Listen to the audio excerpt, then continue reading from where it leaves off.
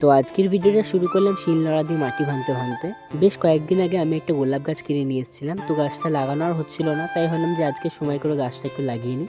তাই সকালবেলা উঠেই লেগে পড়েছিলাম গাছটা লাগানোর জন্য। এই টব আর মাটি খুঁজতে খুঁজতে তো আমার মাথা খারাপ হয়ে গেছিলো। শেষমেশ অনেক খোঁজার পরে আমি টবটা পেয়েছিলাম। আর দেখো, এই একটা হলুদ গোলাপ গাছ আমি নিয়ে এসেছিলাম, না না একটা না দুটো নিয়ে এসেছিলাম, একটা বড়দির জন্য একটা আমার জন্য। আসলে ওই আমাকে টাকা দিয়েছিল কিনতে, আমি জাস্ট কিনে নিয়ে এসেছিলাম। যাই হোক, বড়দির জন্য একটা গাছ রেখে আমি ভাবলাম যে আমারটা লাগিয়ে ফেলি, কারণ বড়দির আসতে এখনও কয়েকদিন বাকি আছে আমাদের বাড়িতে। তাই আজকে আমি আমার গাছটা সময় করে লাগিয়ে ফেললাম। আর এর আগের বছরে আমি একটা লাগিয়েছিলাম সাদা কালারের গোলাপ গাছ, ওটা তো অনেক ফুল ফোটে, ওই দোকান থেকেই নেওয়া। এবার এই গাছটাও লাগালাম, দেখি কেমন কি ফুল হয়। আমার ফ্রেন্ড তো বলছিল তেমন একটা ফুল হয় না, খালি লম্বাই হয়, ও একটা লাগিয়েছিল। কিন্তু এবারে দেখা যায় কেমন কি হয়। আমি যতগুলো গোলাপ গাছ লেগেছি আজ পর্যন্ত সবকটা ভালোই হয়েছে, আর প্রচুর ফুলও হয়।